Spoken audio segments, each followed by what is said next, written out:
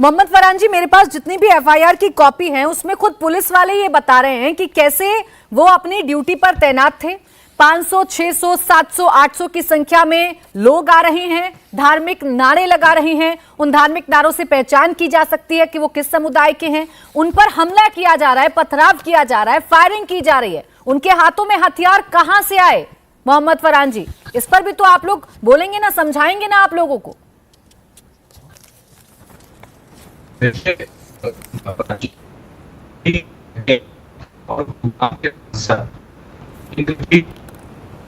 मैं लौटूंगी आपके पास मोहम्मद फरहान जी, आपकी आवाज मुझ तक ठीक से नहीं पहुंच पा रही है। मैं अतीकुर रहमान जी के पास चली जाती हूँ, इसी सवाल का जवाब मैं उनसे ले लेती हूँ। अतीकुर रहमान साहब, जो भी कुछ मेवात में हुआ वो किस वजह से हुआ? इतनी नफरत क्यों पैदा हो गई है कि अगर कोई एक समुदाय यात्रा निकालना चाहता है तो उस यात्रा पर पथराव भी करेंगे, फायरिंग भी करेंगे, पुलिस को भी नहीं छोड़ेंगे, थानों को नहीं छोड़ेंगे, अस्पतालों को निशाना बनाएंगे?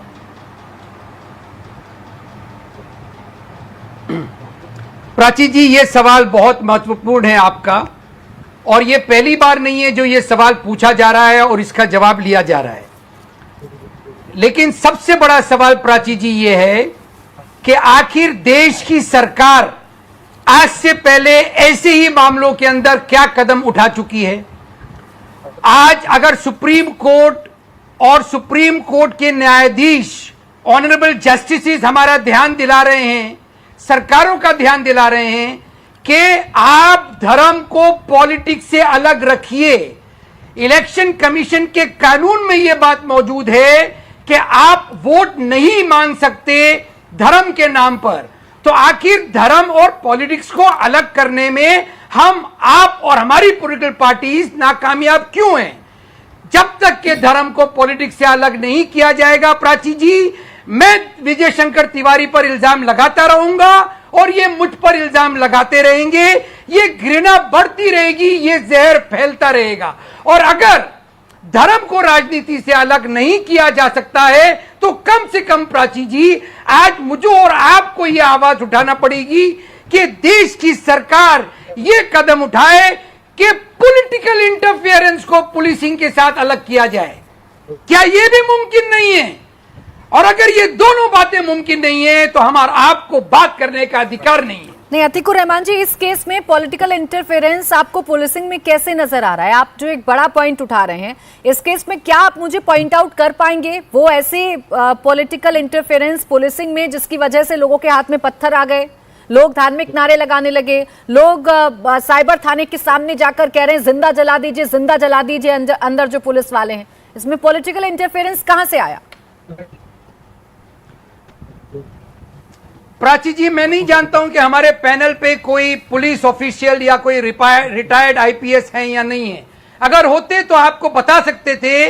क्या पॉलिटिकल इंटरफेरेंस क्या नहीं होता है हमारे मुल्क के अंदर, हमारे देश में, हमारे स्टेट्स के अंदर? क्या पुलिसिंग बहुत ही फ्री फ्रॉम पॉलिटिकल इंटरफेरेंस है? मैं ये नहीं कह रही, क्या हमने इससे पहले कभी भी पॉलिटिकल इंटरफेरेंस नहीं देखा है? ना, आप जिस बात का जिक्र कर रहे हैं, मैं नहीं इनकार कर रही कि ऐसा होता है कि ऐसा नहीं होता है, वो अलग बहस का विषय है। मैं आपसे ये कह रही हूं, मेवात में 31 जुलाई को जो कुछ हुआ या नूह में 31 जुलाई को जो कुछ हुआ, उसमें कौन सा पॉलिटिकल इंटरफेरेंस था? कौन सी ऐसी बातें आपको लगी कि लोगों के हाथ में पत्थर आ गए और पत्थर बरसाने लगे एक पक्ष पर, मंदिर को घेर लिया, फायरिंग करने लगे?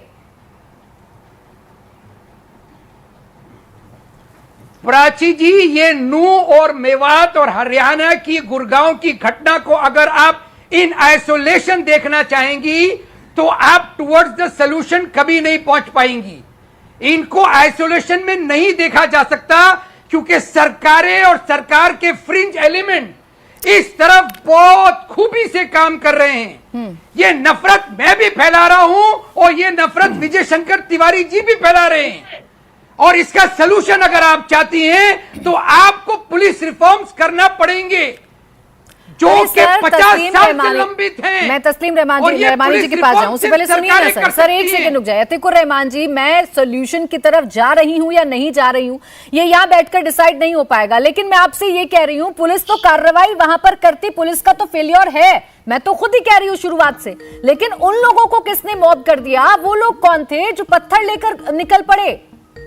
जो पत्थर लेकर जाल लेने पर आमदा हो गए, पुलिस वालों पर हमला कर रहे हैं, पुलिस वालों को गोली मार रहे हैं। तो इंटेलिजेंस फेलियर नहीं होता। अगर पॉलिटिकल इंटरफेरेंस नहीं होता तो पॉलिटिकल इंटेलिजेंस फेलियर नहीं होता। इंटेलिजेंस फेलियर हुआ, that means it was a political interference. ठीक है सर, आप प्रशासनिक फेलियर पर बात करेंगे, आप बात करेंगे पुलिस पर, आप बात करेंगे पॉलिटिकल इंटरफेरेंस पर, लेकिन आप इस बात पर बात नहीं करेंगे कि इतनी बड़ी संख्या में भीड़ आ कैसे गई, उनको किसने भड़काया, वो कैसे सोशल मीडिया पर भड़काऊ पोस्ट डाल रहे थे, इस तरफ भी बात करनी होगी हमें। इंडिया टीवी हर वक्त हर जगह डाउनलोड करने के लिए सर्च करें India TV news Google play store या ऐप स्टोर पर।